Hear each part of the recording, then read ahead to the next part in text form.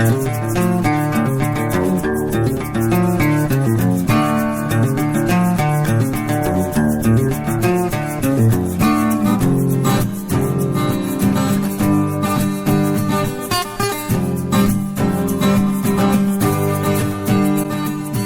to another episode of Reseller Evolution. My name's Scott. And I'm Carl. Carl. Sound like an old vehicle on a cold minus 30 degree weather day. Oh, man. We saw our first snow yesterday, a little bit. Did you really? Flakes. Yeah, but that was it. It disappeared. Yeah, we had a little bit of snow too about a week ago. But okay. it disappeared too. It came down for like maybe 10 minutes, very heavy flakes, and then it was done. And then I think the sun came out after that. So I know, right? But anyway, how's things going, Carl? How's the week? Well, this is number one. This is episode 49. Just so people know, it's important stuff. It was fine. Like, what did I do this week? It was flea market.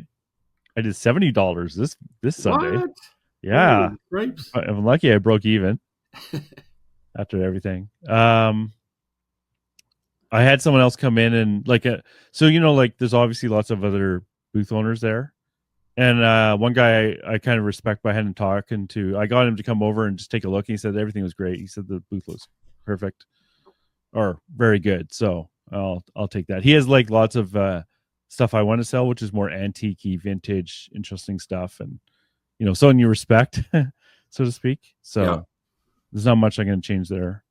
Online was fine. I've noticed a few sales. Like, guess how much I've listed this month? This month? Yeah. Let me put 10. it this way. 10? No, one thing I listed. One. Oh my god! I know. I'm bad. I was just looking. I was like, oh look, there's one thing. Oh well, and I even think that was something I pulled off another listing and relisted it because there was an error in the listing. Oh my gosh! I just haven't been into it, man. I hate that. Worst time of year not to be in it, dude. I know, right? I know, eh? That's brutal. But I've been selling stuff, so that's good. $89 US board game, so and stuff like that. And like the strike hasn't affected me too much.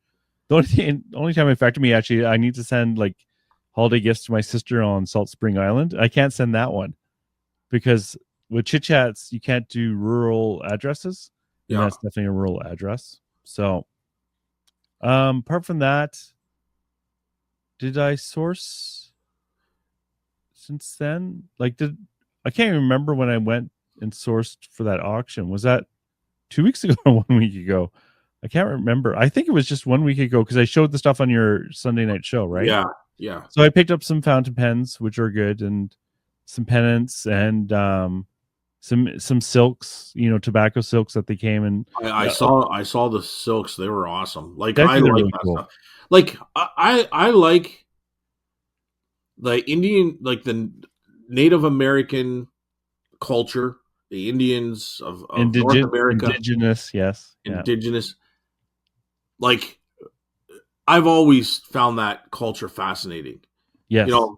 Watching cowboys and Indians back in the day on the Western movies and just the dress, like just the culture and the stories, like that to me is the artwork has always been, I don't know why. It's just something that I just thought was very amazing. Right. Yeah. So, I think in some ways it's stronger down there than here in Ottawa. It's not like we don't have a lot of that here in Ottawa, but I find in Southern Ontario, it's much,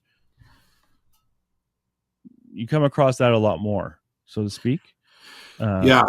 I mean, even as a kid, we didn't own the farm, but we lived on a farm. My dad worked for the city and my mom would work on the farm as hoeing. It was a tobacco farm. So you're saying your mom was hoeing? She was hoeing, topping. Then they cure the tobacco by putting it on the. I mean, there's some terms in here that'll make the person that doesn't understand. Like in the wintertime, you're stripping. Right, your mom was stripping and hoeing. Okay, and hoeing, yeah. So, wow. Thanks, Carl. What? You're saying this stuff. I'm just repeating it. So these are all funny terms. I know, kindergarten chuckles, but what what uh, what really it is when you're stripping the tobacco, you're pulling it off this like off the stick. I don't even know where to go with this here. I just letting you go, man. No wonder I'm like traumatized as a kid. What'd your mom do while she hoes and strips? It's all tobacco related. So we live in Southern Ontario, Canada, where there's, it's a big tobacco kind of tradition area. Yeah. And so what you do in the winter is you plant the tobacco, and then you hoe the weeds away from the tobacco. And then as the tobacco grows throughout the next couple of months, it develops suckers in a top, and you got to pick those off because they pull the nutrients out of the plant. Yeah. And then, and you're cultivating and everything, like all that kind of stuff. Like, and then you harvest it, which means you got people on priming machines that go out there. It's all done automated now. It's different stuff, but we would, you take the leaves off based on, like, you pull 3 or 4 leaves off at a time, and then you go and you do all the fields. And then by the time you come back, which is about a week later, you take the next level of leaf off. Then it goes to the kiln yard, where the women tie the leaves to the stick, and then it goes into the kiln, and then the farmer cures it, and takes about 7 days for it to cure with heat. And then you take the stuff out, you put it in the barn, and then in the wintertime, they called stripping the tobacco, which is just grading it. Or separating it, baling it, and then it goes off to the place where they sell it. You know what I mean? Mm-hmm. Long story there, Carl. I know, but I had to explain. My mom's not a stripper or a hoe. Because you city folk, you don't understand. There's terms that mean differently. So, anyways, I'm getting off track here. So what happens is, it's too late for that, I think. When they plow the fields, they're turning the dirt up. I would follow the tractor and look for the arrowheads. Oh, that's awesome. Yeah, and sometimes like 6 or 7 arrowheads in one day. So when you're 10 years old and you're following, and it turns up all these arrowheads, a lot of them are broken and stuff, but there's a lot of really nice ones. And, those things are like 3,000-4,000 years old. You know what I mean? Yeah, like, it's old, amazing. primitive stuff. Yeah. And you find skinning stones and all sorts of stuff, right? So I think maybe that's what's kind of led me into really appreciating that culture. But yeah, I haven't really heard of people finding stuff like that around here. Maybe I'm just ignorant and I don't know. I think maybe it was more heavily populated where you are. I mean, I don't know. I know there's places that are people, like, some arrowheads can get into $100,000 and stuff, right? And I think those are more found up north, like northern Canada. Okay. And those things, like, I just briefly kind of was educated on it. I enjoy and appreciate the look of it and finding it. Well, you've always liked that stuff. Like, you've brought up Indigenous art before and really enjoyed it. You just picked up a piece just the other week when you had the photo with the artist. Oh yeah. I picked that up on Saturday. I just find that it's just, I don't know, it's just different, right? Remember that carving? That guy, him and his brother lived on the street and they sat there and carved. Yeah. Like, what a great story as far as I mean, those guys were happy. They didn't care. Well, they weren't living on the streets. They just carved on the streets. Well, the brother was living on the street. Oh, I didn't realize. Oh no. Yeah. And he didn't, his brother, so the one was there to kind of help get Native American, like, off the street. Yeah. And this is out on the West Coast. And his brother was, like, they interviewed him, so you can find the interview on thing. But sometimes, like, I don't know, I don't understand it but sometimes street people feel like it can be minus 30 or whatever. Probably on the West Coast, it's probably not that cold. It's probably just like rainy weather. But here in Canada, like in Southern Ontario, Toronto, whatever, they can get really cold. You know what I mean? I don't know how people do it. I don't know how they do it. But when I was in Toronto, like, people would would That's just sad. cover up with a lot of blankets Yeah, I don't know, and man. and and they would rather do that than go into a shelter Yeah, because I there's probably a degree of mental illness. Don't get me wrong, but they and feel addiction. safer there than they do in some of those shelters and stuff. So anyway, I don't know. I don't want to get into that part of the show, but anyways, so his brother chose to live on the street as opposed to go in shelters and stuff. So they would meet there and they would carve, and they Hmm. were interviewed by CNN, but the one I saw, I think it was CBC,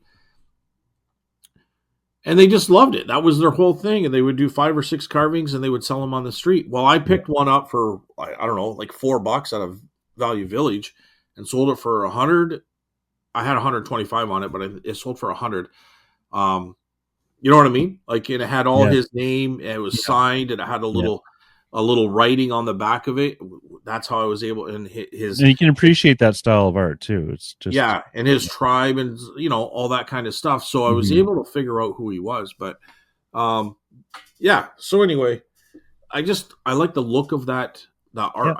To me yeah, it's appealing. A lot of Inuit stuff too is really cool, right? And they'll do arts on like bone or like whale bone and all that kind of stuff. yeah. And unfortunately, there's also a lot of fake stuff out there being produced too. Uh, which like for soapstone, there's a lot of that stuff too. Yeah, so there's souvenir pieces for sure. Yeah, that pretends to Um, be Inuit that or indigenous. That's my problem, but I can't tell the difference. I know it's experience stuff. yeah, I have people that I can talk to kind of confirm it and stuff like that. Like, so here's what's probably happening. I'm probably missing good pieces, but I think the pieces that I'm picking them up are pretty legit. But I'm probably missing out on other stuff because I'm not sure about it. You know what I mean? Yeah.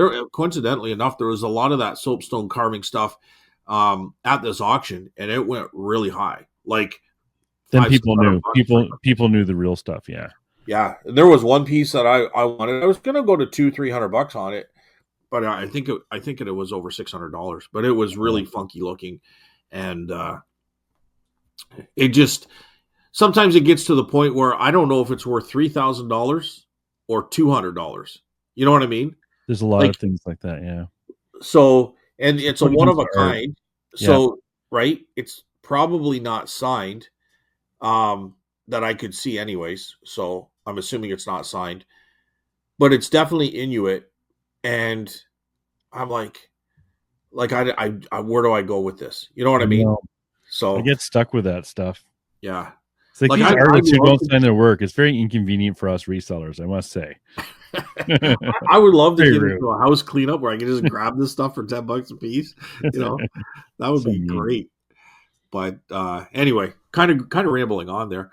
Um, Yeah, it's interesting that you talked about not being able to send somewhere. I had a buyer from Hawaii, Yeah. and it was the only place that would send it out there is FedEx. UPS wouldn't. Canada Post on strike. It's gonna cost $56. I actually, the only reason I know this is because I just changed my shipping policies. I don't ship to Hawaii. I had that excluded. Hawaii, and I assume Puerto Rico. How do you exclude Hawaii? There's an option. Because It's on the shipping I called policies. the guy and said, "Am I going to get in trouble by not sending this?" I said, "Just so you know, Canada Post is on strike." You know what I mean? But I said the only one that's going to. I do UPS, but FedEx, it's going to cost me $56. The item's worth 40. You know what I mean? Like, Yeah, I definitely. actually, that's a lie. The item was I think $85. What it was one of those ringing trolley bells. Oh yeah, yeah, I remember those. Yeah, So he goes cancel it, put it down as the address yeah, issue. yeah. And he goes, because Canada Post is on strike, you're not going to get in trouble, but you have to contact the buyer. So I contacted the buyer and I just said, I'm going to have to cancel this because Canada Post is on strike. And the only other, I said, there's no, like I go through UPS right now and they don't ship out to Hawaii either. I said, so I can't send it out to you. So she goes, I'm not in a rush if you could hold it. And I'm like, No, because after 2 days, my shipping policy, eBay will give me a ding. And I don't know if that's true or not, but I went there because we're on strike and the person's okay with it. And I said, so I can't hold it. And she goes, here's my email address. Can you let me know when you can ship it? And I said, I didn't say yes. I said, I can do that, but I can't go off eBay. Like I totally deflected, right? I can't go off the eBay platform. I can only message you through the way we're communicating right now. I didn't say I will. I said I can, right? I could. Sure, I could. Yeah, I'd be tempted to ghost them so much in this situation. so she goes, okay, thank you. And so I blocked her. I canceled the order and I blocked her. So, Okay, I understand all that. I get that, but right. I can guarantee you there is a way. Maybe we can talk about it offline Yeah, I because want to look at that. Because I asked the guy, I because when I talked to him, I yeah. said, how can I prevent anyone from Hawaii buying? So he went there. He even goes, let me put you on hold. I'm going to talk to a tech guy or something. And he came back and he says, you can't do that. No, you definitely can.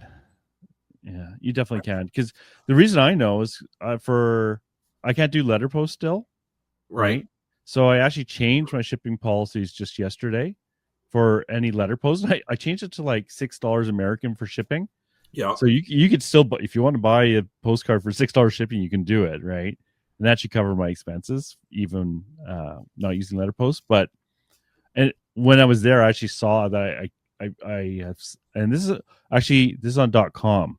I'm talking. So if you're on .ca still a lot, Yeah. mostly, Yeah. okay, that might be why then. Because Okay. on .com, I definitely can exclude uh, Hawaii. Hawaii and Puerto Rico. Oh, and Alaska maybe, and Puerto Rico. He says if you ship to the Yeah, US, it just umbrellas everything in the you're US. right. Okay, in that case, yeah, you might be screwed. Yeah, So yeah, I guess I'm just screwed. Well, I blocked her, so she ain't gonna get it anyway. it's So. like when someone, like I said, you can't block Nunavut either. Although if you're on .ca, you could block, or you can charge more. If you're on .ca, I use zoning rules. So if you buy off of me off .ca and you're in Newfoundland, I actually do charge you more than if you're in Ontario. Right. But honestly, most of my listings are on .com now. Yeah. I was going to do that, and I forget there was a reason that I stopped doing that. I changed my mind, Yeah, so maybe I'll go back to that again. But I can't think of a reason not to. The only reason like on .com, I'm trying to think of any negativity. It must be so low it doesn't even really matter to me. Because for me, it's just pluses. Because anyways, we won't go into that. yeah, Because I okay. think we've talked about it before. So I guess how my week go? I went to an auction, Yeah. and I got beat up, man. Like I felt like I was in a biker bar, and I don't know. I just all the bikers beat me up, man. It was like brutal because things were going so high. Like this, for instance, the soapstone carvings and stuff. Yeah. I even text you and just said like, "This is awful," but I bought something This is where I the was funniest stuck part. with it. You're stuck waiting till the end of the auction. That's the worst. But you know what? It turned out to be a good thing. Yeah. I was what really bummed me out was that there was this knight armor. It was adult size, but it was old, and it was obviously it wasn't like real, Right. but it would have been a very good reproduction, and it was probably done, just a guess, maybe 50s, maybe 30s. It's hard to really age it, but there was leather straps, Yeah. holding the shoulder to the piece that goes around your neck, or you know what I mean. There was different pieces strapped together through leather straps, and you could see that the leather was old. You know what I mean? Yeah. It was a quality. It wasn't just like hammered. Well, it was hammered together, but it wasn't just like, I've seen the really cheap armor that kind of Yeah, like, this was like somebody could wear this and it would protect them probably just as good as back in the day when yeah, they yeah. used to wear it. It Like, looked pretty good when you sent me the picture. and So it came with two swords. The knight armor would have been kind of holding the one with the point down to the ground, and then there was a stand that sat next to it with a whole different sword with it. Yeah. So, I wanted that thing, and I'm like, okay, I'm probably going to have to pay like $500. That's kind of where I thought it would go. And to my surprise, some guy, like there was just me and another guy going at it, and he bailed at $200. Nice. And then, yeah, I'm like, okay, this is good. I'm going to get this at a really good price. And then all of a sudden, somebody else jumped in, Oh, the bastard. bugger, eh? And we got to $700, and that's where I stopped. Oh, So he got it at 725, yeah. and I was a little bit like annoyed, like 750, and the I guy know. shaking his head no, saying no, right? And I'm like, okay, I got it at $700, and then he goes 725. Then how's 725? And the guy and his wife, he looked at his wife, and his wife shrugged her shoulder, and he goes, okay. So I'm like, okay, I'm already in it more than I wanted to be. And it's I'm not at 700 725. bucks. It's not 725. It's that plus another 20 something percent. Yes. So I'm looking at $1,000 You're looking for at $1,000. Yeah. right? Yeah. For something that I looked up and is probably worth about 800. Yeah. So, okay, it comes with an extra sword. I know that this one, I don't know exactly what the other ones are because they're only photos. And I'm like, what do I do here? And I'm like, you know what? Screw this guy. He's going to get a big bill at the end of the day. He thinks he's all cocky now. I said, I'll find one later on down the road. I said, I'm not going to mess around with this. So I'm like, and he goes, Scott, he goes, come on, it's only, 750. He goes, you want it. And I'm like, no, I don't. And I just shook my head and I just turned my head like Yeah. in disgust. You know what I mean? Because I was kind of like disappointed. Like, where'd this guy? There's always that one other guy, There always is. And it's funny when the auctioneers point you out specifically, because I had that happen at the auction. It was that last week. Because I kept losing out, right? Yeah. I bid it up, and the other guy always won. And the auctioneer's like, thank you for bidding up everything, Carl. He didn't say my name, but thank you for bidding up. I was like, yeah, but I'm losing everything. I'm losing it. Well, don't get me wrong. The auctioneer is great. Yeah. No, it's nothing. It's his job is to get as much money as he can, right? That's his job. But I just felt like I really wanted something. I don't really want something usually, and this time I did. That's what I try to do. But sometimes, every time I really want something, like there was a really, really nice large. I'm gonna have to describe it, but it's a very large.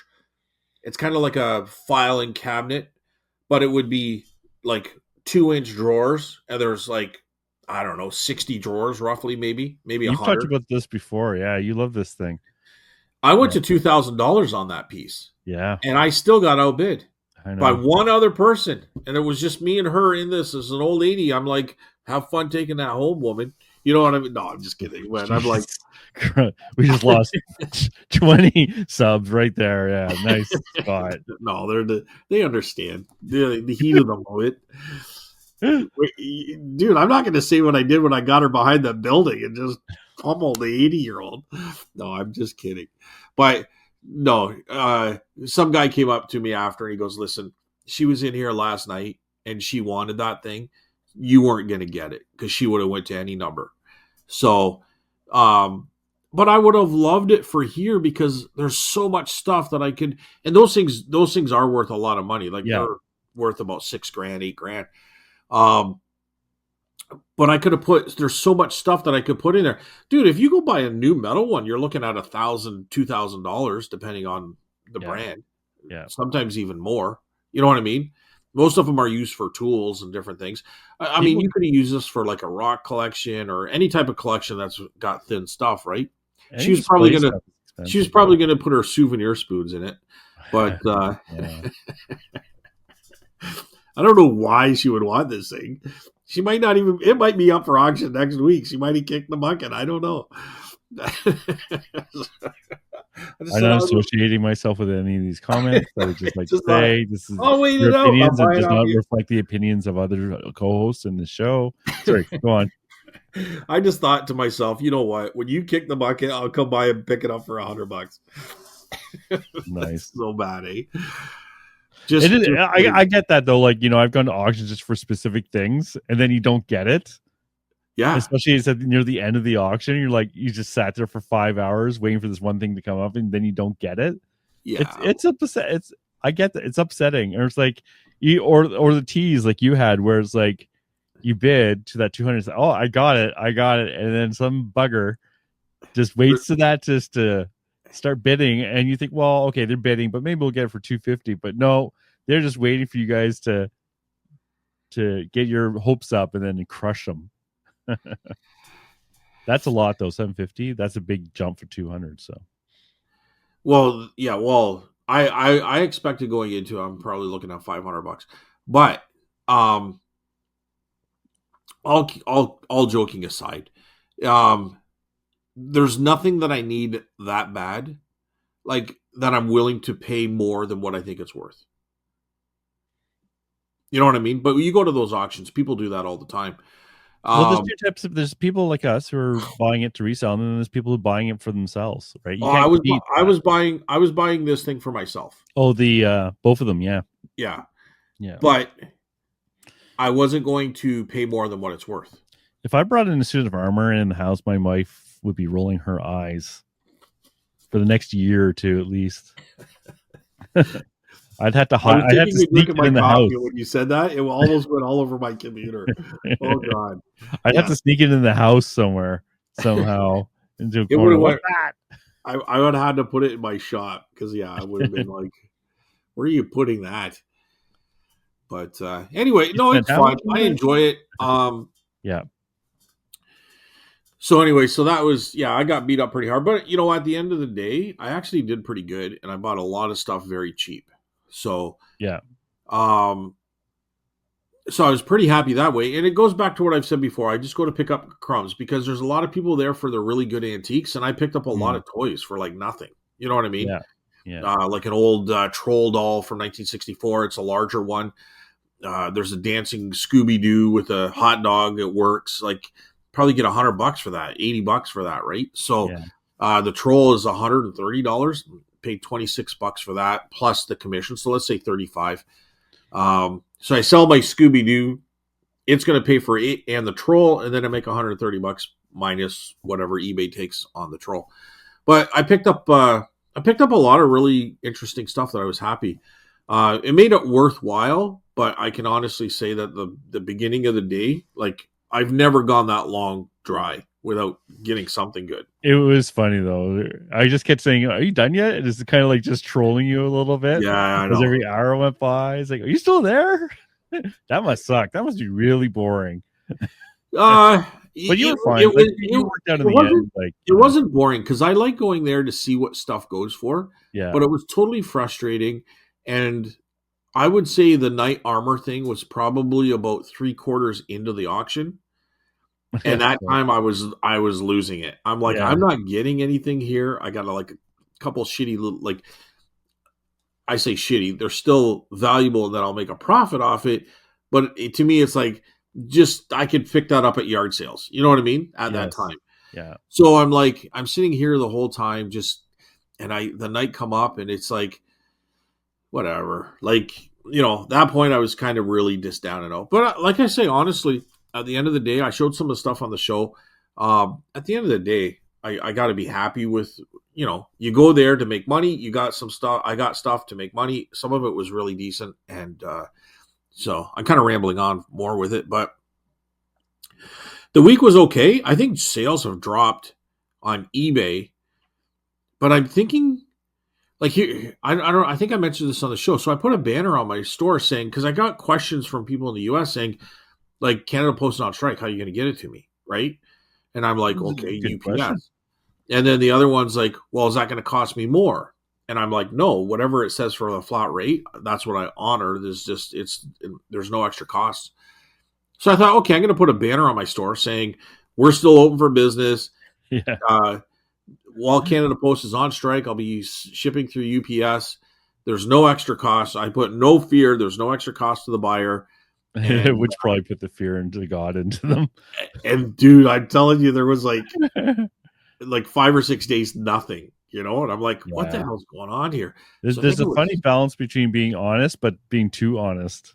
yeah, I'm like, They don't even know and they're buying from Canada probably half the time, right? yeah. So Yeah. so and I say that in just, but like they they really, like, obviously they're going to know where Canada is on the map, but they really don't understand. Like, there's times, especially when I was younger, like, they don't understand the culture of Canada is very similar to theirs. Like, they think we all live in igloos, right?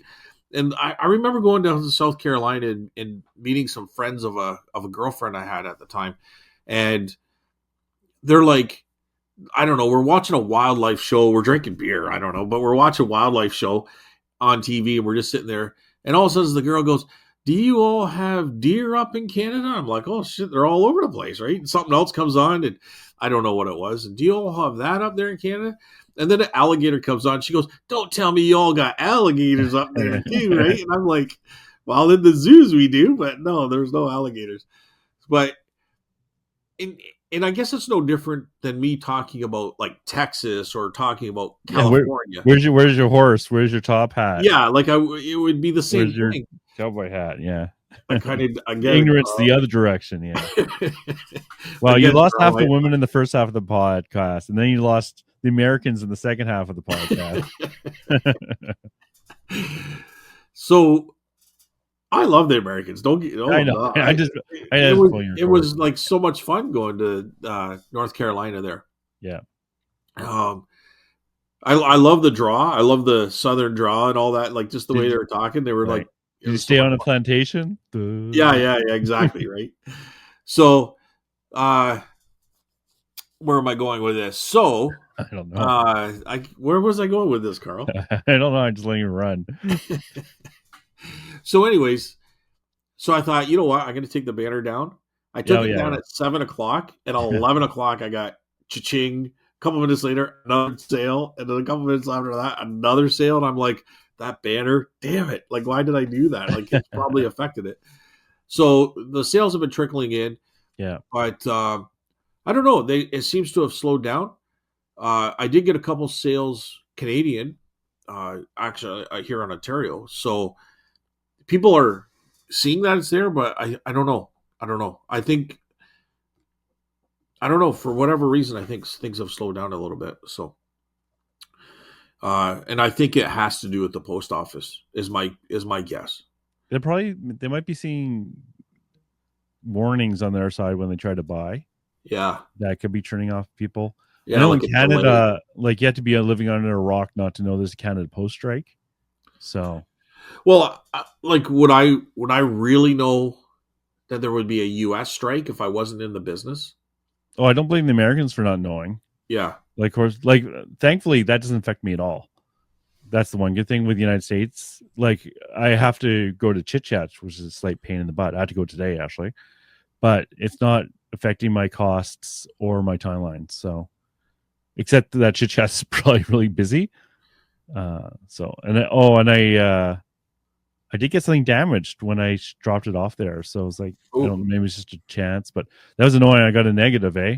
I blame Sage because we were talking about negatives and neutrals. right, I yeah. was telling him to relax, calm down, don't make such a big deal out of these things on Sunday. And then Monday, I get a friggin', or Sunday, I get a friggin', later that day, actually, I get a negative. It's Oh like, man, oh man. They weren't happy that the item arrived broken, but they didn't even like. I just happened to see it because I was just like, oh, I just had some more feedback. I'm gonna take a look, and I noticed there was a negative that was broken. They didn't contact me. They didn't say anything, so I yeah, refunded it completely. yeah. And I sent them a nice message, and then I sent them a feedback request, but they haven't done it. And I don't think I'm gonna get feedback revision request. I don't think they're going to do it, but I did the right thing because I'd refund them no matter what. Like if it got broken, it got broken. That's not end of the world. Yeah, I'm not sure how I'm going to do that. Like, because the problem is, like, I don't know if it's a problem. Like, I don't want to say it's eBay's fault, but there should be something there where before they can give a negative feedback, they have to contact the buyer and have communication within 2 days or something of that. Well, you know what people are going to do if they're forced to do that? They're just going to write a bunch of gibberish, and just send it if they Well, have to do it. that's fine, but at least we have the option to like, please contact the buyer, and you will Because they have do the have a option warning. to leave negative feedback two Yeah, days after talking to the buyer. Because okay, here, because they do have a warning for that. Just so you know, there is something there already that says I, that. It doesn't force them to send a message, but it does tell them that. because what happens is Yeah, there was I had one and it was a neutral, but the person left feedback that they haven't received it. They left neutral feedback. They haven't received the item, yeah. but it's showing as delivered. So I'm like, well, that's not my fault. You know what I mean? If I'm showing it's delivered, you haven't got it. Like I don't know. I know what's going on here. So I just messaged the person and said like, talk to your neighbors, ask them if they've seen it. Yeah. You could contact or your local post office that delivers to you to see if they have it there. Ask them what's going on. And I said, or you can open a case with eBay. And I waited 2 days and there was nothing. So then I contacted eBay through an email system, and I just said, "Here's the number. This is what I told them to do, and I'm not hearing back from them." But I don't. I said the item is showing as delivered, so I don't think that's my issue. It's my problem. I've done everything I could, and they agreed and they removed it. No, it was just a neutral. I know you don't care about neutrals, but to me, it's a matter of principle. Like if I did everything right, I shouldn't be getting anything less than positive. You know what I mean? So eBay sent a nice message back and they removed it, and it's been no issue. It was actually done very quickly. And eBay is funny because it sometimes they're really good at dealing with stuff and sometimes they're not. It comes in waves. well, so the lady, or I think it was a lady. I don't really know. The person um, messaged me about 4 or 5 days later saying that they received it. So they probably took my advice, went to the post office, and it was there or something. You know, Almost, or they were just yeah. lying. I don't know. Who knows what was going on?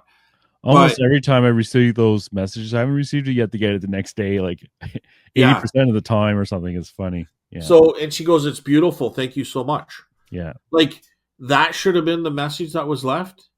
Yeah, I know. If they I would have agree. contacted me, we Yeah. would have went through all this rigmarole. She would Yeah. have got it in a few days, and then that's.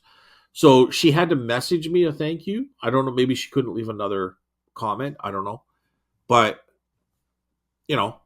Anyway, there it I is. think a lot of buyers don't understand or don't care how much this affects us because it feels personal, right? Like, Well, I don't think they care or understand. You know what I mean? Like if I was a buyer, I mean, I don't understand what's going on with sellers. Like I don't know how no. important feedback is and stuff to them. Yeah. It's so annoying that like I wish it was a little less than a year.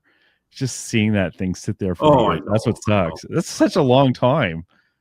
It doesn't affect our stores in terms of like, we don't get knocked down from top rated seller or anything like that. Right. But it feels like so now like I had that revision out. I gotta wait until they answered or not. And then when they answer, I don't reply to negatives in my feedback because I can reply directly to their feedback Well, on my webpage, right? I just want to correct you for a second, Carl, or be corrected. But if it depends what the negative feedback is. If it says item is not described, that can eventually affect you. Well, it won't affect you in terms of how Because, eBay rates you. yeah, because if you look at the metrics, Well, that only counts if they if they mark that like they mark that in the so system what of they like because well, there's what they like do is if they write that any feedback they leave, any negatives has zero effect on your rating with eBay. so what do they do to give you an effect of item not as described? When that's a separate thing. That's a separate when they give like I need to return this because it was damaged or whatever, right? That's a separate system. Well, I've never had anyone want to return it. I had You and never I had a had. return? You never had a What's that? request for a return? Not that affected, not that it has affected me. The only one that I've had a not item is not described Yeah. was the airplane that ran on a 9-volt battery, and it was made out of beer cans, but the propellers Yeah, would I remember move, this. Right. right? So the guy said he would remove the feedback. That's the only one that's affecting me right now. It's giving me from 100% to a 99.5%. It's got to be close to 12 months now. I think in February it should be done, or March. Yeah. Maybe, I don't know. It should be soon.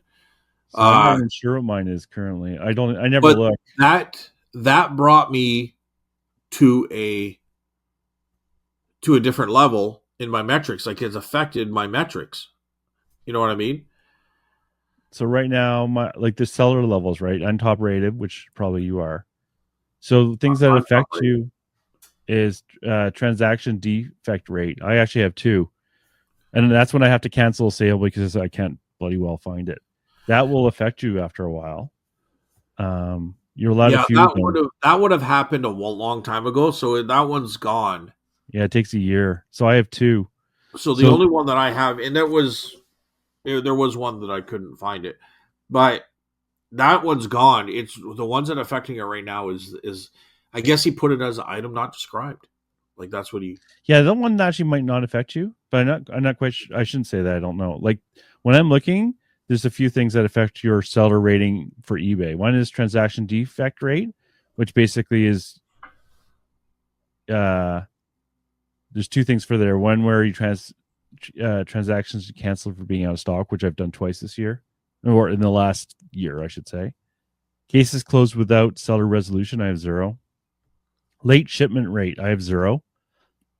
Um, Tracking upload on time, blah blah blah.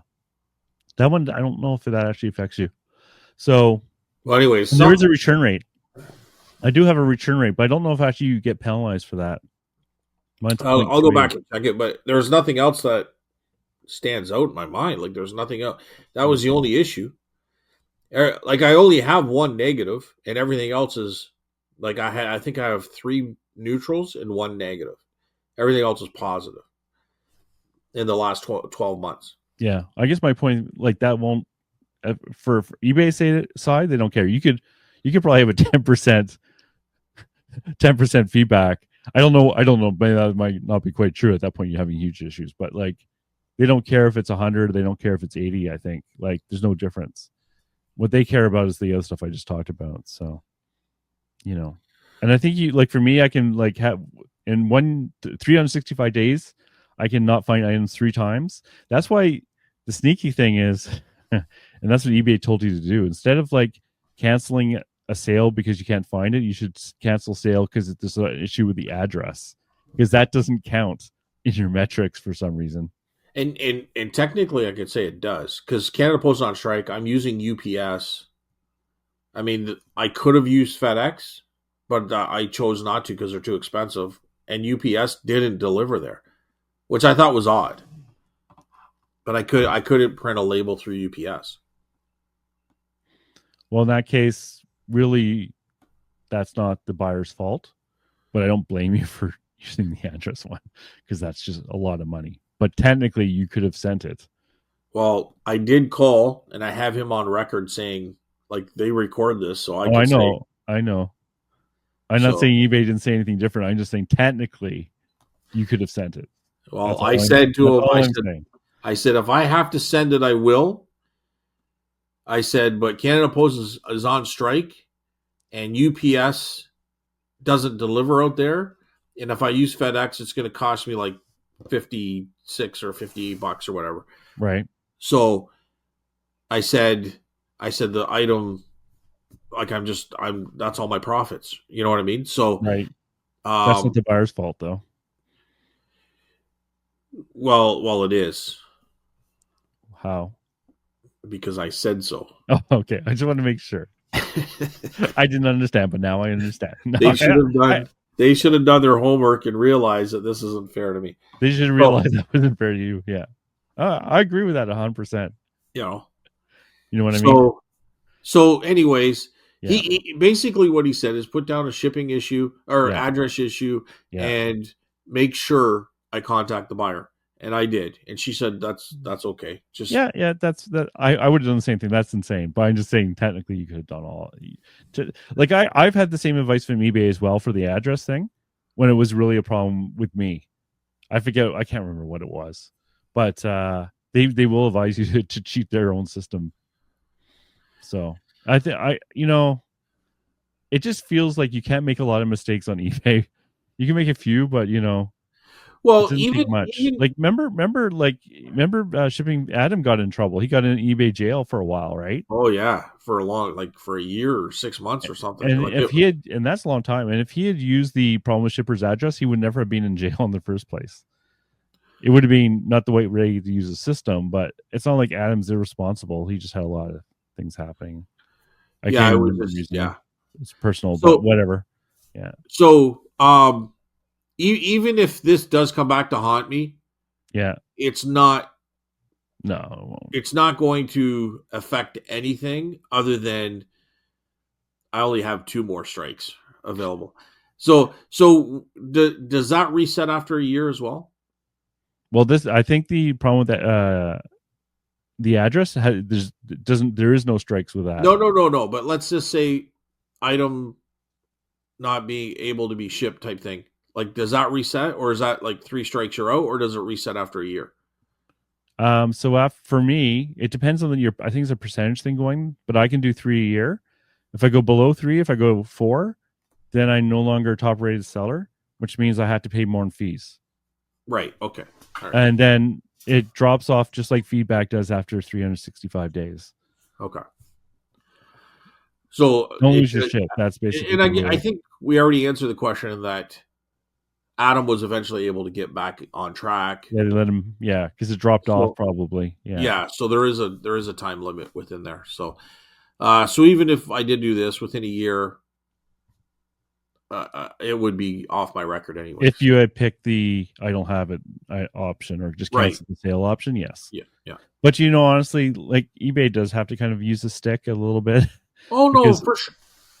I agree totally. Um, the the issue I'm gonna say is gonna eventually be an issue is everyone's gonna say issue with shipping address, and eBay's gonna have to do something to resolve that because yeah, right because everyone's gonna use that as a cop out. Like yeah, I'm not sure what happens if the buyer disagrees with that option. I don't know what happens. Like if I was a buyer and you say a problem with shipper's address and there's no problem, and I see that, you cancel it because that I don't know what happens on the buyer side, to be honest. They probably could fight it. They could probably say this guy's lying, but who's going to bother doing that? And when you're a buyer, you're just like, whatever, I'm going to screw Scott. I'm going to buy from Adam instead. Like yeah, I'm sure most people are just going to deal with it that way. I think Canada Post being on strike is my out right now. You know what I Yeah, mean? I would do the same That's thing. my regular way of shipping, and it would have Yeah, cost a lot less, is what I can argue. You know what I mean? So yeah, uh, maybe they won't see it that way, but I'm just like we're in uncharted waters right now. We're kind of in a we're just kind of got to play this out as we I'll can. I'll have to do the same thing. If someone rural Canada orders for me while the strike is on, I can't ship to them, Yeah. and I'll have to deal with it at that point. There's no way around that. So that's kind of my issue too. Like Canada Post on strike, can't use them. UPS, which is a substitute for Canada Post right now, won't deliver out there. I couldn't print a label; it wasn't available for that. So that's just the way it is. You know what I mean? So I Yeah, I can't. think using like problem with the user's address in that situation, that's totally legit because there is a problem. And I didn't do it without calling eBay first. You know what I mean? Like I cover my butt as much as possible. So I think if I was to have an issue there, I Yeah, would just call them back up and say, hey, listen, this is what's going on. You know I what I mean? I this think is common great. sense is common It's sense. common sense. Yeah, they're not going to come after you and say, "Bad boy, Scott, you're going into jail." So So common sense is common sense. There we it's go. just common sense. Yeah. So do you want to do our? Is there anything else you wanted to add? Uh, the store, well, kind of. I'm going to put a little. I'm just going to put a little seed out there, and we'll see where it goes. But Now that I have the shop, I'm thinking about resetting how I do the booths. So I have 3 right now. I may reduce it down to 1. But you waited such a long time to get 3. Yeah, but I've also waited a long time to be right for my shop. So I'm not going to say I'm going to, but I'm going to throw that out there as to something I'm going to monitor. I'm definitely going to go down to 1, or sorry, go down to 2 and get rid of 1. Probably end of January, And why is that? because it's the smaller one, and I'm just concerned that to fill the booths and to put all the energy in the booths, I could be doing much better Much with better with time. the time in what way? Well, how much time's involved in setting up that third booth? And what Because would you now use I that have the time for? shop. If I Okay, you have didn't the have the shop. shop, it's a different story. But Right, now okay. I can take bigger items and I can do a Facebook Marketplace and come to the shop and pick it up while we're there. I could even look.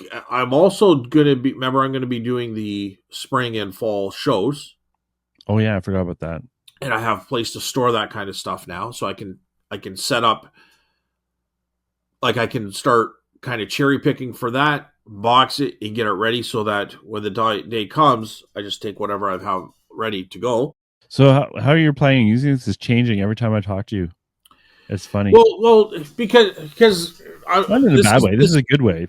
this is I don't run things black and white. Like when I first get the shop, I get it for this reason. But if I see opportunities where I can make money and Yep. save money and make money, Smart. Yep. I'm going to take those opportunities. But I'm just thinking that this might be the way I play it out. I'm definitely going to reduce the one booth, the smaller one. I'll still have the bigger one upstairs and the one downstairs. Do you make money on all 3 booths? Oh, for sure, for Okay. sure. But I'm also paying expense for all 3 booths, Yeah, not I just know. But time. sorry, I I pay meant do rent for you all 3 booths too, right? yeah, I meant do you net for all 3 booths, or are they all making you net? That's what I meant to say. Yeah, it's really hard to tell because it's one of they're definitely all making me money, but at the same time, it's what really gets me to kind of wonder what's going on. It's that theory I've always said: the more floor space you have, the more you're going to sell, the more you're going to do. Because sometimes you get people that want the pulp culture stuff, and sometimes you get stuff that people in there that want the depression glass or the beer glasses or the comic books. So or the records or the actual antique stuff. So it kind of like we're one. I don't know. I kind of monitor it in months because they pay us out in months, but in a month, like sometimes sales kind of gravitate more to one for whatever reason. And then the other time, like maybe Christmas, more people are going to do to the action figures that are brand new in the box. You know what I mean? Yeah. So I'm just guessing, but and then there might be time in January where everybody's coming in with their extra money and they're going to buy tons of records for their collection because they got extra money or they got money for Christmas or whatever the situation is.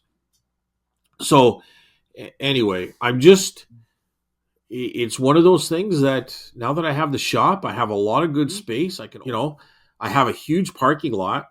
So maybe I could do a couple times a year, I could do yard sales out of because you got to remember, I'm paying rent and I'm paying a commission.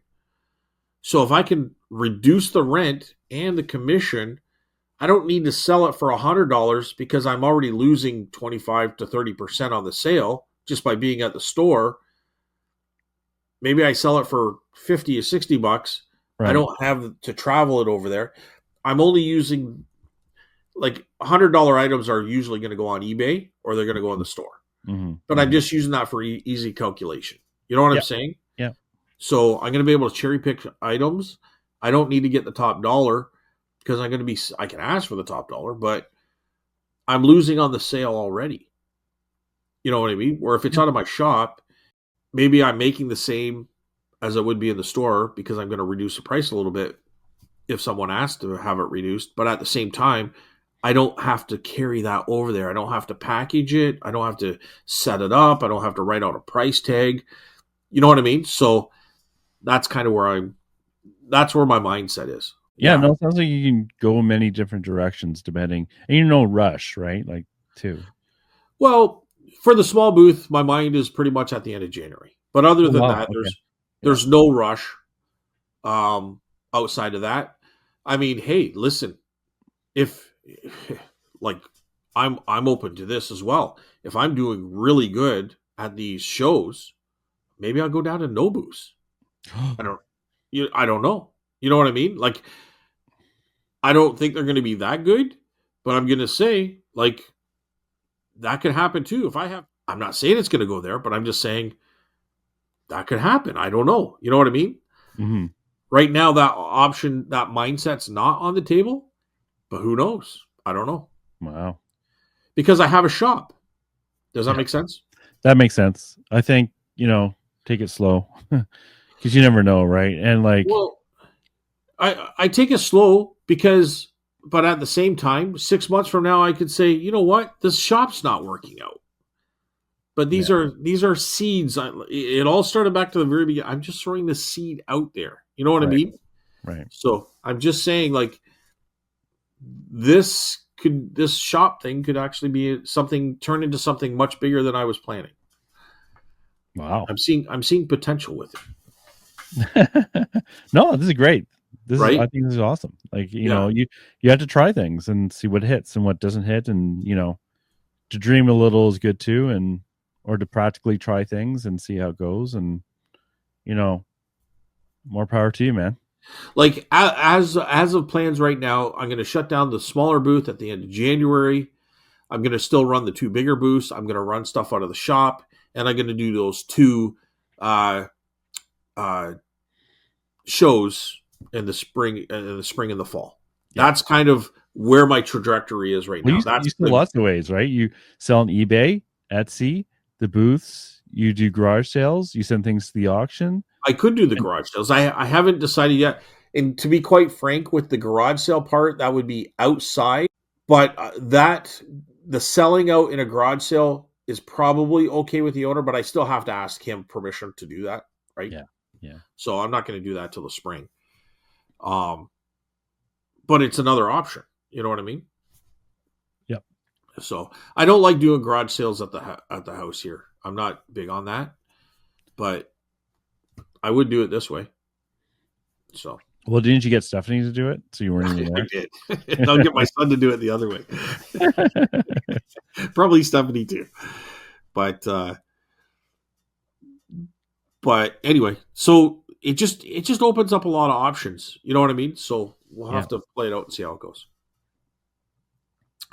Anyway, that's kind of where I've been going with all this kind of stuff, Carl. I think it's exciting. It's like it's hard to ask more because it's barely been a week. Like, are you spending it all day there, or are you just like periodically going there? Or it's been too early. It's only been. I don't even think it's been a full week, has it? Maybe. No. It's been November 15th. Oh, okay. Wow, time goes so fast. So it's a couple of weeks. So right now, a lot of the stuff is still being like operations is mostly out of the house. Although a lot of stuff has been moved over there. My son's taking photos. He's starting to.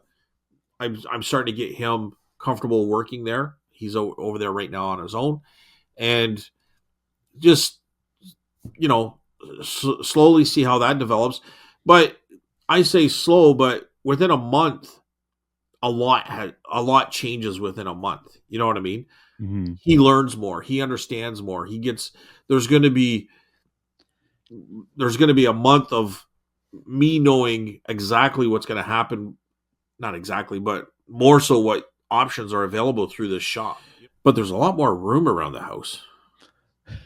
I'm sure Stephanie's happy.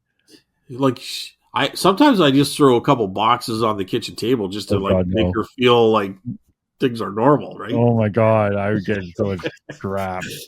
I'll just put a box of garbage in front of the garage. No, I get in trouble for stuff in the garage already. In fact, I can feel it right now because I just got my tires changed and I put them in the garage and there's no room already, and now there's even less room. Once we're off the show, I might hear a thing or two Well, deservedly you about got to that. give them something to kind of complain No, about. You, oh, okay. Because I thought you were gonna say it's been there that long, but all that stuff's been there for at least 6 months. oh wow, Yeah. you got to make them feel like they got to yell at you for something. Like you don't want to come off as this perfect person, right? Relationship advice, everyone, from Scotty. It's like the dirty dish. You know what I mean? Like I can put it in the dishwasher, but it's more fun to see a response if I put it on the counter. just to see her blow up when she gets home. What's all these dishes doing? You know what I mean? It's like she's okay. Everything's good. Yep. Just living life, man. That's what I I'm said to the neighbor. Eh? Oh Then man, all I'm the shit smiling and piled up in nodding. the garage. He come over. He wanted to know if I was interested in buying something off him, and I'm like, I wasn't. I said it was a cedar trunk. I said I can't even get. They can't give them away at auctions for $10. Yeah. So I showed him one I had in the back of my pickup, and I said, "This is going to the dump or the restore. I'm just donating it." So, and he goes, and I said, I just said, I apologize for all this chaos in front of the garage. I said, but we're reselling, and we just kind of got overloaded with a bunch of stuff. And he goes, "Oh, that's fine." I said, "Well, that's what I told staff." I said, "Neighbors aren't going to complain. We're just living life." Yes. And he just started. He shook his head, and laughed. We're just living life, but Steph gets embarrassed by it. But anyway, Okay. there it is. There it is. There it is. All right, so we got done all that, Carl. Yep. So what time is it now? Like, what are we going to do? Talk about now? Well, let's say it together. It's time for Bolo of the Week. Wow. You didn't do anything yet. I'm just thinking I have to get a jingle to put in there. Like Well, I you have, do. I know I said it last week, but I'll have to do it for sure. Bowl of the week. Okay. Which is kind of hilarious for like an audio only show. Yeah, because you can't show it, so you have to describe it. I know. Okay, but we're gonna keep doing this until someone says this is stupid. Stop doing it. Okay. So, my bolo of the week is milk frothers. So I know this is not antiques, but not everyone here is reselling antiques. So, what milk frothers are is they kind of look like a jug, a small little jug, and they usually sit on a heating platform, and they basically heat up the milk. And I see these fairly regularly, and I sell them fairly regularly on eBay. And I'm not saying you're going to make a fortune off of these, but they do sell for pretty good money used, and generally they work. So, like a top end milk frother used would be the Smeg. Have you heard Smeg No. for products? No. So they have big word at Smeg across them, and it's actually a bolo for toasters as well. Okay, I haven't found a Smeg milk frother, but they, and these are things that they're not huge. They're not like, it's not like a espresso machine. This is more like, smaller than a teapot, or about the size of a plug-in kettle kind of thing, less than that. The Smegs, and they sell for 80 to 150 US dollars. But Smeg is very obvious. They're usually colored, and you're gonna see it. Okay. He's rolling his eyes, and he's barely keeping them awake. But that's okay. This is for everyone else. That's not even true. Don't even say that. I'm actually looking around to see what I'm going to talk about. Right. Okay. So the ones I often pick up are Nespresso ones, and they usually have a black base, and then a black. The frother itself is black with a silver top and a clear top. And there's a couple of model numbers. One's 4192. The other one is 3192. The 4192, they sell for 40 to 60 American plus shipping, so completely worth it. The only thing is, when you pick up these milk frothers, they often have a clear lid. Make sure that's in good condition, and inside there's a little magnetic thing that churns when you plug it in, and make sure that's inside. And the Nespresso 3192 similar, but sells for 20 to 40, and even the base just by itself can often sell for 20. So reason I'm using this as a bolo is they're in that range of worth it. They're really easy to test. I just put water in, plug them in, and you can tell it's working right away. There's demand for it, and they're easy to ship. And you're going to see them at thrift stores, and you'll probably see them at garage sales and stuff like that. So if I was to research one on eBay, what would I be searching for? You search the word milk frother. Milk Eh, frother. Yeah, and you'll see tons and tons of results. It's the Nespresso ones I often find, and you definitely want to have it so you have the top and the base if you can, because they're separate units, and it has a lid and it has a little milk frother piece inside. So, Okay. yep. Very good. Very good. I didn't know about that, so that's a good one. Well, I was trying to come up with things that are different, My bolo of the week right? You is just kind picked of off all the over the floor, board. So you kind of, and you have to look, you want something that's in good condition.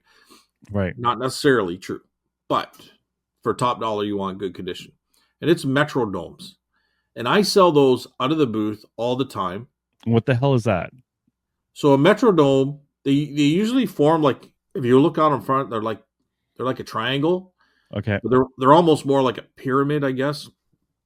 And when you take there's a how do there's like a metal rod that goes up and it's got a weight on it and it moves back and forth and you can adjust that weight for different speeds, but it's like tick tick tick tick tick. okay, Um, and you can do it for different time. Like you can go tick tick tick tick tick tick, or you can go tick tick. You can set the tone. Um, but anyway, some of them get for really decent money. Like I usually sell them for 30 to 40 bucks out of the booth. But if you have like a Seth Thomas one, or some of the ones made of Germany, they can really have some very high value, especially if they're in great condition. You could probably even sell them for like 30, 40 bucks parts and repair. Um, if they're not, I usually just throw them in the booth. They all usually work, but sometimes they'll have a crack in it. Just because it's wood and it could dry, it could be bumped. Sometimes there'll be like 3 feet on the base for each kind of all corner, right, right? okay, So there'll be 3 feet. I guess there's 4 corners, so there could be three, there could be 4 feet on the base, and sometimes those are broken off. So maybe you could fix it, or just know that in the picture. But those things can still bring some pretty good money. So I guess my bolo of the week would be look, and I see them quite often. Um, metronome, and look it up, and figure out, because once you start seeing them, you'll start seeing them. But a lot of times they are broken. do you pick out the broken ones? I do. I do, because I sell them. They're usually been sitting in an attic. It's just funny how they're always kind of like tossed in a box. Sometimes they're missing the front plate, because the plate, there's usually like these are made of wood, like the casings, and maybe the front plate is missing. You know what I mean? But it still works. Um, it just might not present as nicely. And again, sometimes there's crack. They're usually always dirty.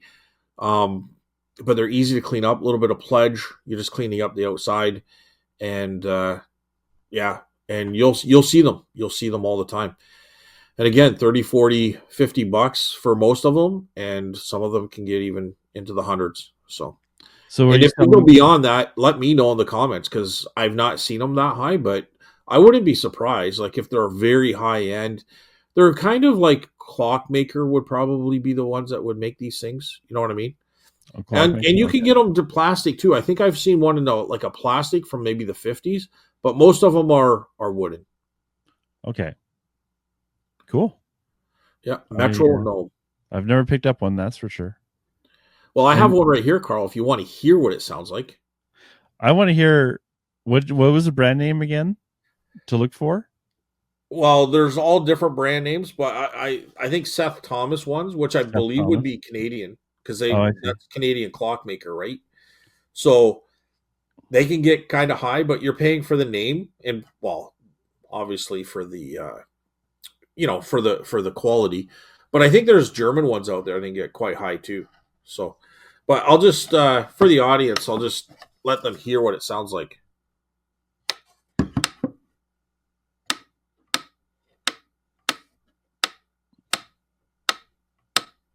Yeah, that's not And annoying at I all. can speed that up, or like I can speed it up by putting the weight to the top, or slow it down.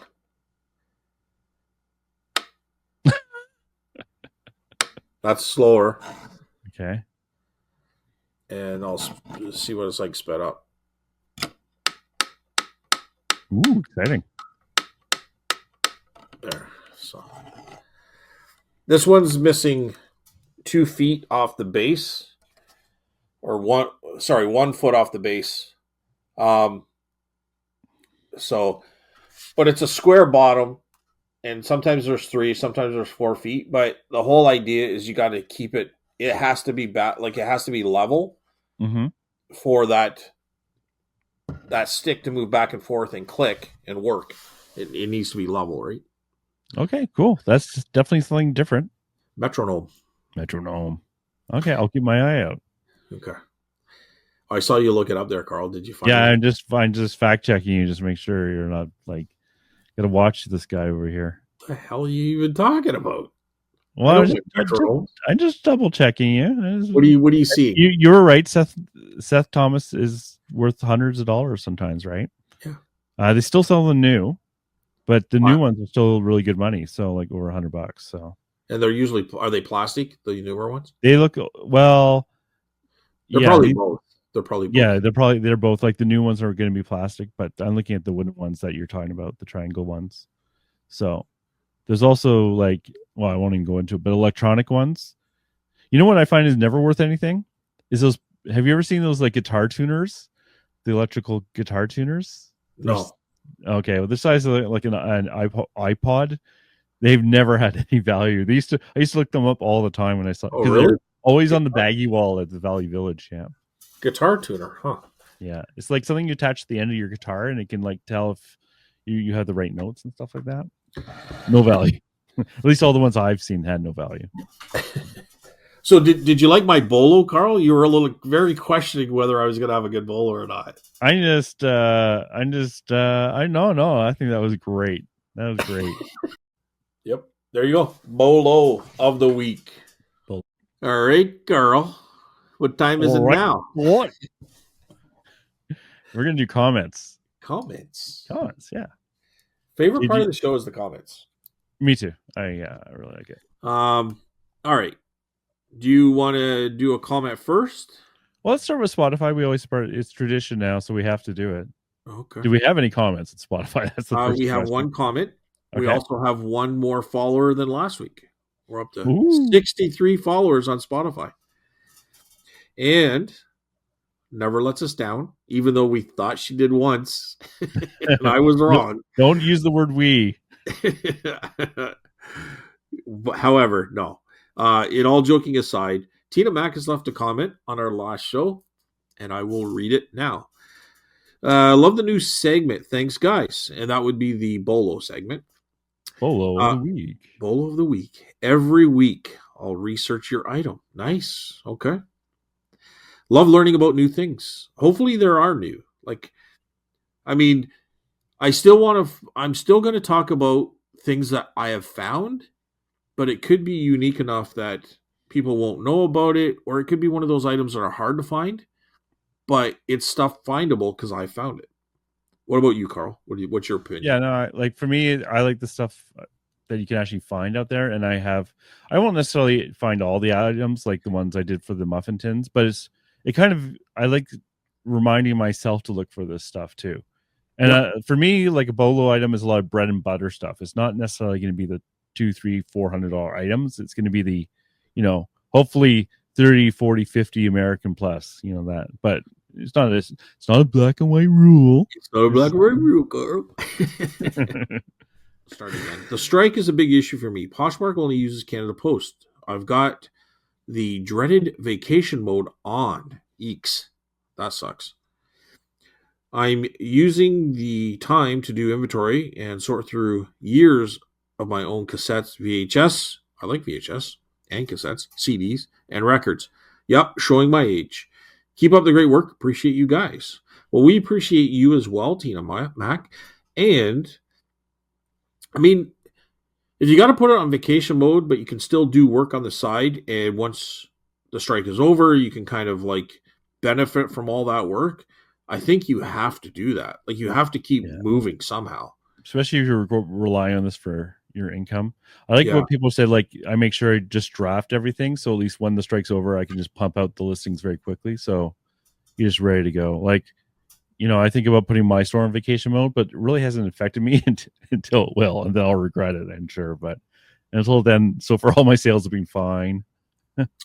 Like I know in eBay, I don't use Poshmark, but if you can like Mhm. even list things and put stuff on draft mode, and then once the strike is over, just kind of put it right back to like you have Did you like just listen to what you're I gonna just flood said? your Poshmark store with a bunch Right. of listings. Okay. I That don't I think would you do that heard as anything I well. said. What's Yeah. that? No, I just said all that 2 seconds ago. Really? Yes. Oh, Carl, jeez. what did you say 2 minutes ago? Because I probably Oh, will go back God. and look. We Oh, don't keep going. listen to Keep going. okay. Um, Cassettes, VHS, CDs. I love VHS. I've done well with those horror movies. Hmm. That's the big one for me. Uh, Showing my age. Keep up the great work. Appreciate you guys. Well, thank you so much, Tina Mac, and we appreciate you. I'm pretty sure Tina's quite a bit younger than us, so I'm not sure what that says about our age, but I'll just go I for it. don't know Tina Mac. I haven't met her. You have, so I don't Yeah. know. But that it sucks with the Poshmark being the only. What are you going to do though? Yeah, they kind of, I don't know because I don't use it, but it feels like they kind of ignored the problem, which yeah, I get of the strike. I mean, I but mean, you got to put it to eBay. oh yeah, They do look after things. So, all right, yeah. bud, you're up. So we're gonna go to YouTube. Over to Uh, YouTube. YouTube. So I'll start with doing it wrong. Okay. If you need a bolo from the peanut gallery, I'm here for you. Oh, thanks. Doing it wrong. Light bulbs. They're always Oh, dirt cheap at estate sales and always 5 times more expensive if you buy them in the store. Not a resale item, but something you will always need. that's actually an interesting thing too, right? Like Mm-hmm. when you're out and about and you're picking for the purpose of reselling. A lot of times you can find really good deals, if not steals, on things that you can use for yourself. And light bulbs definitely would be one of them. I think actually you could probably on the older incandescent light bulbs. I think they're called incandescent. Um, you could probably resell them and make some money because people do buy those too. Oh, I didn't realize that. Yeah. Yeah, If I I think you're looking at maybe like I don't know packs of 2 or 4. You're probably selling anywhere from 3 to 5 or something like okay. I think you got to bundle it up, but I mean there's no weight to them. Hmm. So yeah, when you sell a lamp, do you sell the light bulbs with the lamp? No. You take them out. Yep. So how Unless do you they're at have the them? store. If they're at the store and they got the light bulb in it, yeah. But if I'm Hmm. shipping it, I take the light bulb out for sure. Oh, I definitely take it out of shipping. You know what I'm thinking for the store? So I have a couple lamps I want to bring in, but I don't want to bring the cords all the way to the lamp. But what you can do is you can get these light bulbs uh, that you charge up through USB. So Oh. I'm thinking of putting those in the lamps because I'm physically there at the booth, just like turning them on, so I don't have to plug them in. And then obviously I'm going to take out those remote light bulbs. But I thought I'm going to try that. So I didn't even know that that type of thing existed, but that's pretty awesome. yeah, once I get one, I'll give a review on it. But it's in my Amazon cart, just waiting to be bought. Yeah. So doing it wrong, you want to keep going with that Well, do you comment? want to do the next one, which is also doing it wrong? Yeah, go ahead. Uh, Or do you want me to do it? well, it's a question to you. So how about you do it? Oh, okay. Okay, so the next one here is doing it wrong. Good luck with your warehouse, Scott. Um, Here's hoping it makes financial sense, especially with having to pay your son. Um, yeah, I mean, at the beginning, it's going to be chaotic and kind of like pain to financially, but I'm looking at the long term. I'm looking at, Mhm. what's long term. I'm not talking years. I'm talking like 3 or 4 months from now. I think it's going to start paying off.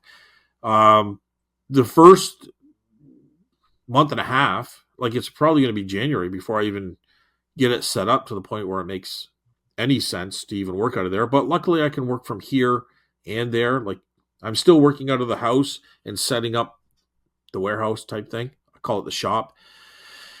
Um, we're starting to do a little bit of work from the shop there just to kind of get used to it and see how we want things set up and stuff like that. But I think over I mean, in everything, there's a bit of an investment.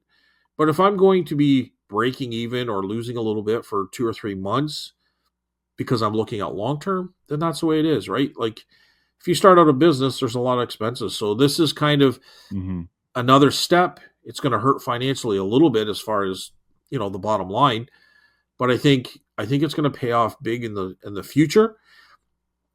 It's going to be benefiting to my son in that he was into film. Okay, so there's a couple of different things, and I don't do things black and white. Anything could pivot. If he gets offered a job brushing horse teeth, but he gets $200,000 a year, he's going to take that job. You know what I mean?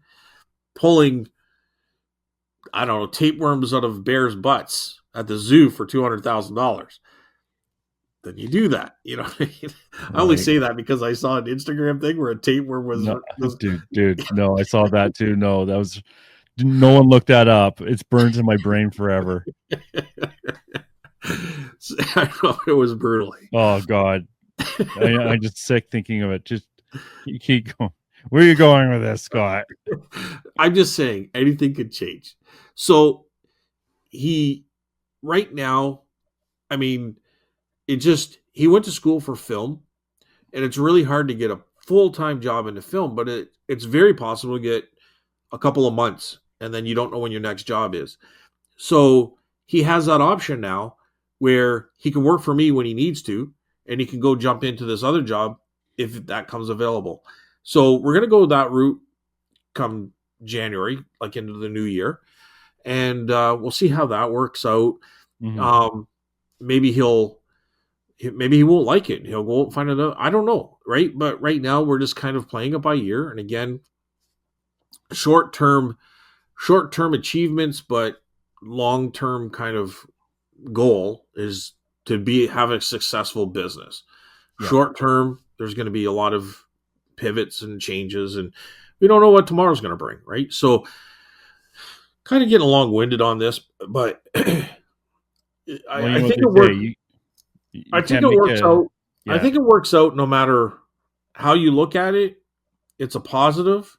But I think in the long term, I mean, eventually, do you go out and get a factory job where you're going to get, full benefits and all that kind of stuff? He's young. A year or two of not doing that isn't going to be a big issue to him.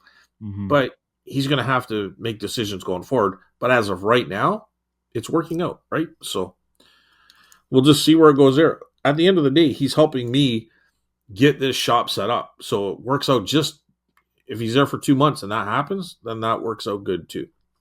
So, again, I just kind of wing it day to day. But I do appreciate the good luck wishes. Doing it wrong. Thank you. Okay, so the next comment's from Dawn. If I wanted something done half-assed, I'd do it myself. Yeah, that was my quote for me. I like saying that one. It was funny. It was funny. Congrats on the new space, Scott. I know a lot of people do virtual assistants for listing, but I think most of those sellers are selling more quote-unquote regular stuff like clothing, shoes, sports cards, etc. One-off vintage stuff might be more difficult. I think I either mentioned to you off the air or I might have said it on the show last week, but I agree, Don, 100%. It might not make sense. That's a route I may go later on, but I mean, I'm going to make this so complicated. But clothing and shoes isn't off limits. Like, I mean, there's an option of having my son just do clothing and shoes and do everything. You know what I mean? And if he can list 20 items a day, like shoes aren't going to be that much, or shirts, like they're easy to take photos, very kind of generic stuff. If he can do 20 items a day, like if I can find that inventory, that might be an option too. I don't know where this is going to go, but I do agree with the virtual reality thing that it could be very difficult And I think actually what I was saying was I'm very kind of hands-on-ish, micromanaging. So I'm gonna have to go in, read everything anyway. So it might not make sense for someone to do the job twice, and that they're going to do Mm. it, and then I'm gonna go back and do it my way anyways. So it might not make sense that way, just because I'm gonna have to double check everything they do before it goes out. It's just everything's gonna go to draft mode, and I give the final say. So just on that aspect alone, virtual assistant might not work. But it was something that was brought to my attention and I looked into, and still kind of looking into it. But I agree. Anyway, Okay, so the next bit. We don't have flea markets in my area, as far as I'm aware. You never know, eh? Because like sometimes they're out there and you just don't know about it. Like I didn't know about where I am until like recently, but it was an hour away, but still. wait a second. Where are you talking now? I'm reading Don's comment. We're doing a podcast and we're talking Yes, about reselling. vintage stuff might be difficult. Where'd you go?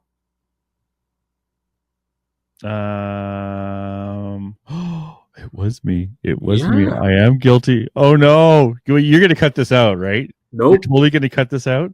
Total. Yes, Carl. I'm gonna cut it out. Okay, great. Whew. Not. Keep going, buddy. Okay, rewind. All right, I'm back. Scott, for what it's worth, I don't think you sounded arrogant. It didn't even You're occur to not. me. Dude. Where are you going now? Where didn't you finish? You're at Carl. List your stuff, or give me it. Congrats on the new space. We went into all that. One-off Yeah. vintage stuff might be difficult with the virtual assistant. Under that, Carl, Oh, list your actually, I stuff. don't. I don't actually. I don't. I can't see that.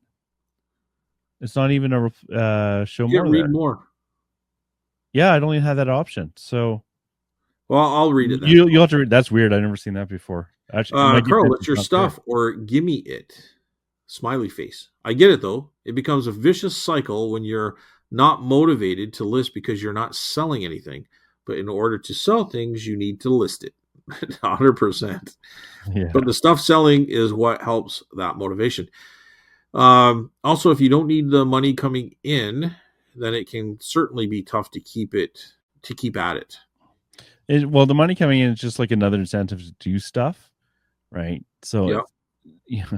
it's like a blessing in disguise when you don't need that, but at the same time, it is motivating. I do like money, so We all like money. we all like money. So My mom I'm used to always, you know, one thing I hoe did and actually. strip for money.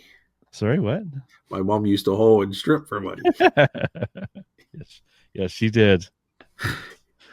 What was I gonna say? Oh, I tried something different the other day. Yesterday and it worked. So, have you ever heard of body doubling? Who are you gonna body double for? I Arnold didn't say it was, Schwarzenegger? but What do you? all they asked if you've heard of body doubling. Jesus, your mind obviously you don't know what I'm talking about. So Hey, Carl, Arnold's got to step out of this one. Can you body double for him? Well, let me know when you're done. I'm just gonna relax here. So what it is? The old flexing arm muscle. Okay. Sorry, what I thought you were done. Oh, guys, go ahead. Yeah, body doubling. Are you talking film, like movies? No. Oh, okay. Photos, like anything to do with? No. Okay, go ahead. Then I don't know. So body doubling is really good for people who have ADHD. And basically you're watching a live video of someone working. But they're not interacting with you, really. They might interact after a while. And what they find with people with ADHD, by watching someone else work, can help you motivate you to work. And I watched a video of that, and what they were doing, I think it's called I can't say the word. It's this technique, Panadora or something like that, where you work for 25 minutes and then you take a 5-minute break. And then you work for another 25 minutes and take a 5-minute break. This works really well for ADHD people. My point being, I watched someone doing this the other day. I actually got shit done. I was very happy with it. If you have ADHD, watch a body doubling video. So really? They don't even have they'll have generic music. They're not interacting with you. When the 5 minutes are left, they say, okay, we're coming up to the 5 minutes. It's time to take a break. And then they might read some comments. And then they do another 25 minutes of work. Oh, maybe I do know, because I watched a lady and she dusted around the house with nothing on. Yes, that is It's not- exactly what I'm talking about.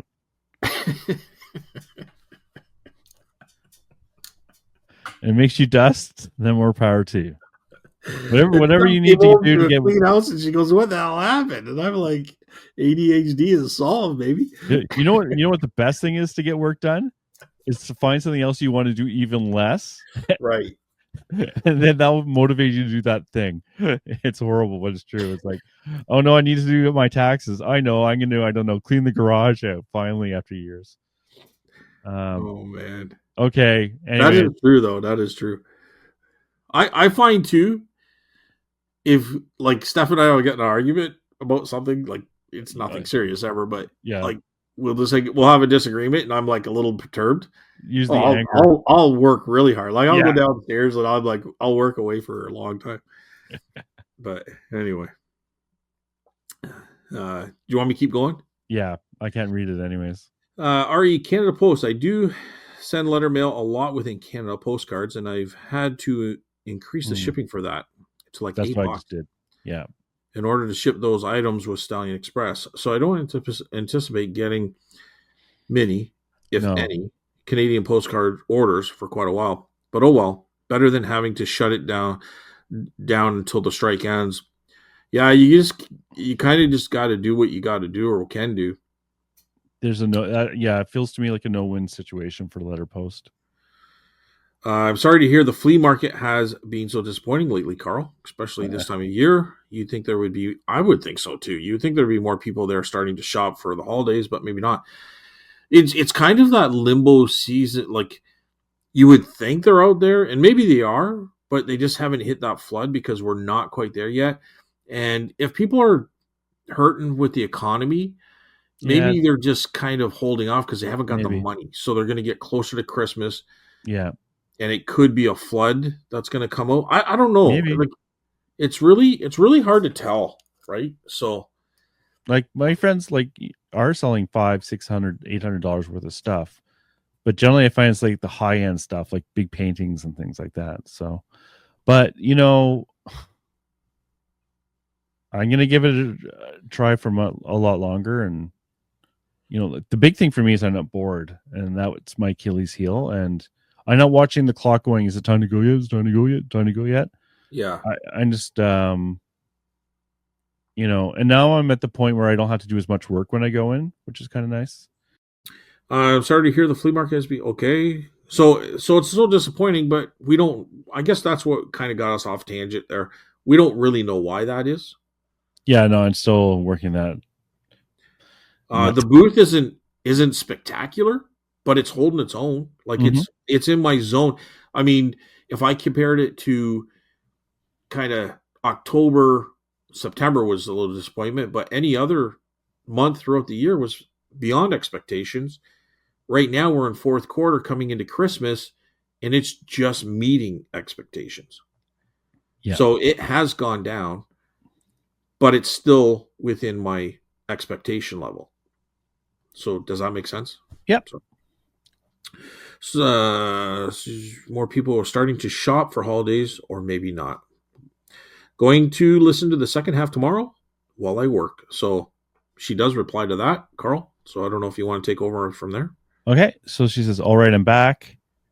Scott, for what it's worth, I don't think you sounded arrogant. It didn't even occur to me. So I actually listened to that podcast where you were talking about that. You were giving me advice for the booth, and it was great advice. It was like 2 podcasts ago. In Okay. fact, I have to go back and listen to it. So you're just saying, Carl, keep in mind why you have this booth. And you also made the advice of don't buy stuff for the booth, buy it for online, and anything extra you put in the booth. And I think that was really good advice that I kind of forget about all the time. So And I'll be honest with you, I've gotten off the beaten path myself a few times doing that. So it just comes with experience, but it definitely wasn't trying to tell you how to run things or anything like that. oh, It just I came don't with like that. kind of things that I've done. So We don't well, have thanks. I just want to say thanks, Don. Okay. thanks, Dawn. For saying that. Yeah. We don't have flea markets in my area as far as I'm aware. Just vendor markets shows where things are way too expensive to make any money on. I don't fault them for that at all. I'm just trying to buy stuff to sell. So yeah, so the market I'm at is a lot more vendor to vendor sales and a lot of wholesale sales. So not that there isn't retail, obviously, but there's a lot of that where I am. Maybe that's my problem, right? Carl, I didn't say that I skipped through the videos. I just mean that we can. Sure, Don.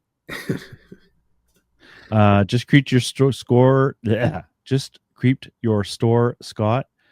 Giggling over here at the boobies on the avant-garde magazine you just sold. Yeah, I agree with the dog. Oh, but I'm 12 years old and wanted to trick you into saying boobies on the pod. Well, It was Carl, funny. I was talking to the guys at the flea market, and all of a sudden, like on the TV, boobies showed, and I stopped the conversation, went boobies. So yes, we're forever 12 years old. Carl, I am also worried about insulting someone too when it comes to making offers, etc. Scott's response is pretty good though. I just don't have that confidence for negotiation. Yeah, I'm working on it.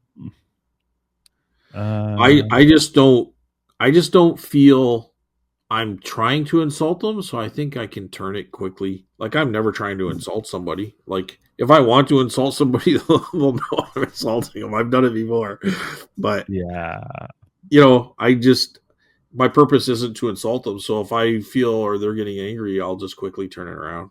I'm not there to insult them. I don't really. I guess I could have insulted the guy that bought the knight armor from me if I wanted to, because I was a little. well, yeah, that has nothing to do with you, really. But honestly, there's most times I don't really need anything. I don't really. I'm not. The only time I get worried is like, say they're selling something, they want 100 in their head, and they say make an offer, and I say 20, and they go like there's no. That's why I like them to say. See, this explains why you like saying the number first, and I like them saying the number first. Because if they say the number first, I don't have to worry about, I know which baseline to go from. Yeah. But you're not really as worried about that as I am. So you like saying the number first to give a baseline on your side, right? What I actually said was sometimes I like to give the number first. Right. Like if I'm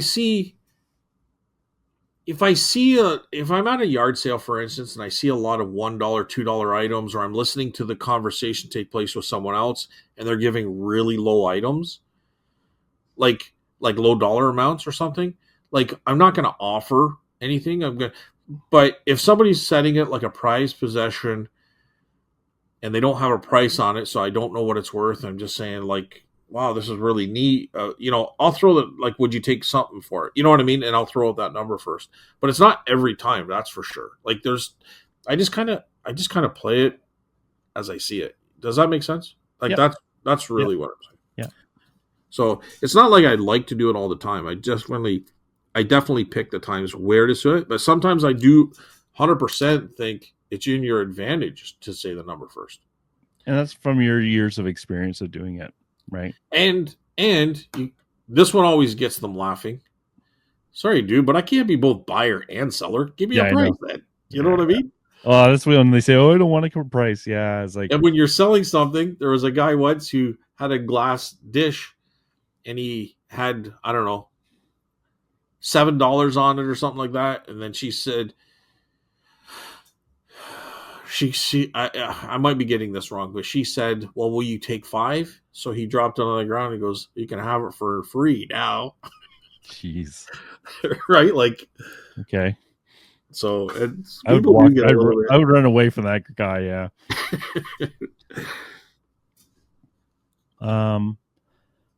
So maybe tomorrow I want to settle down. Liz Hobo. Yeah. Oh, yeah. Beachcombers were slightly before my time, but my uncle used to watch it. Corner gas was great though. Okay, bye. What about Little House on the Prairie? God, Little House on the Prairie. Never saw it. Dukes of Hazzard. Saw that. These aren't Canadians though; those are American shows. Okay, do you want to do the next one? Who's next? Randy, or is that's it from Don, right? Yep. Okay, so Randy is next. Let me just get here. Okay, Randy, Nova Scotia Kelp, 5218. Good to see you, Randy. He says, hi, Scott and Carl. Scott, I'm excited for you regarding your new location. That is something I would like to do, but rentals are expensive here. It's right on that cost, Randy.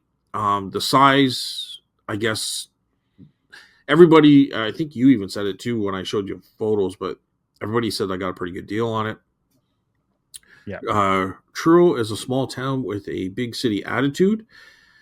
I have never used a virtual assistant, but don't think it would be a great idea. Kind of leaning towards that as well, especially kind of the point I think it was Don made about the virtual assistant.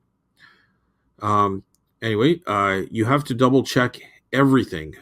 Yes, that's my problem. Would be better to have a higher like your son. The only thing is the difference in rate of pay is like crazy different. Like they're like $6 to $10 an hour on the virtual assistant. Who you could better communicate directly. Communication, I understand, is a big one because they're coming from like the Philippines or something like that, so their English might not be quite to where it needs to be to explain things to them. So I agree with that, Randy. If internet is a problem, my cell phone has a tether connection available where my computer cannot connect to internet with the cellular. I don't know if that's going to be more costly though. Would I get charged for doing that? Well, Not sure. basically it's using your cell phone to give your computer. Yeah, I know, but would I get charged for that? Does it? Well, yeah, it's using your 3G on your phone, so Yeah. it would use up your how much is on your phone and pretty Which I quickly think too. is almost like unlimited, to be honest. Oh, really? Yeah, it depends on your plan. I Yeah. think I have 6 gig or something like As that. far as the Canada Post strike, I placed my store on away mode for 15 days so I could sell and not have to immediately ship. Almost out of days now. Yeesh. All the orders I have are letter mail, which is a killer because the buyer has paid $8 each, and UPS will cost me $15 to $20. Yeah, my average selling, the average price right now is about $17 per item, and that's kind of their minimum for me that I'm finding for UPS. Scott, you are a master negotiator. Oh, thanks, Randy. I have always tried to get the other guy to give me a price first, but you definitely have a point.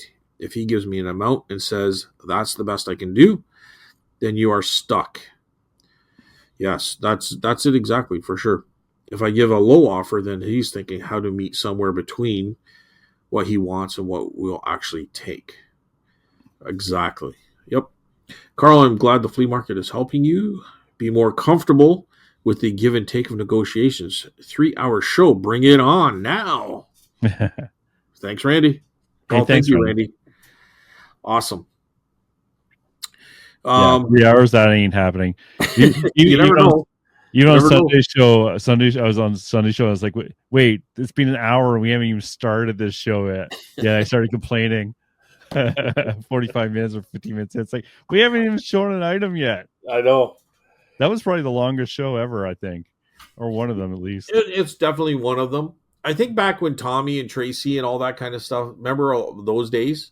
I think we did Well, I a. meant your show. No. But Yeah. back in then, when I used to have people like that on Mhm. and different things, like that's going back a couple years now. Chris was the co-host, I guess, or we were both hosting. Um, I think we did a couple like kind of later shows. Um, I think you were on. I think I did an open mic. Maybe it was the open mic because Craigslist Hunter came on it. Oh He yeah. yeah he was on there for quite a while. And we were on before. Mm-hmm. Then when he left, I mean, we still kept going for a while, right? So that might have been a long one too. You were on that show. You were a Yep. guest on that show. You came on Yep. for a bit. Yep. Um, so, but it's definitely up there, top five for sure, if not top two. You know what I mean? So, um, but anyway, yeah, there it is. I don't know what else to say. Yep. Well, thanks for everyone for listening and comments as normal. Well, I just what's your goal this week, Carl? What are you doing? Are you listing more? Are you just kind of vacation mode? Anything you got going on? Mm, I haven't really thought about it. Yeah. I don't know what I'm gonna do. I'm going through some of the stuff I got from auction and just seeing if there's any like really good stuff out of that, and maybe list that. I like taking. I know you're saying it's maybe not the best idea to take photos, but I do like taking photos of what I can bring into the booth. So I'm going to keep that going for a little bit. Yeah. So I figured that out. I need to bring stuff in from the garage. I don't know where I'm going to put it, but yeah, no real plans. You? How about you? I'm just planning on. I want to list a bunch more. I got a lot of stuff in draft mode right now that I just got to go through. My son's helped me out, so he's doing very well with the pictures, and he'll do maybe 4 or 5 hours of photos, and then we'll take a bunch to the shop, and then we'll clean some stuff or whatever. So I got a lot of that stuff to kind of catch up on, but I'm thinking about doing some of the bigger toy soldier boxes that are going to cost me more than normal anyways. I want to get those up. I mean, it's never ending. I got a lot of stuff to do. There's so much to do for sure. To be honest with you, I'm kind of waking up later I'm probably waking up around 8:39 in the mornings, but I'm up to midnight, 1 o'clock. You know what I mean? I think last night, it was 1:45 in the morning before I got to bed. It's just, I'm a night owl. So I like to kind of, that's when I'm probably most productive is, between probably 8 and 12 midnight. That's smart. So I got a lot of stuff I want to get listed and get going. Kind of burning the candle at both ends as far as the shop is pulling me away because I'm getting my son set up there and doing some stuff there, but I got to make sure that listing still hits. And then at the same time, like, even though sales kind of slowed down there for a bit, I mean, I got 3 going out today. I had a couple go out yesterday.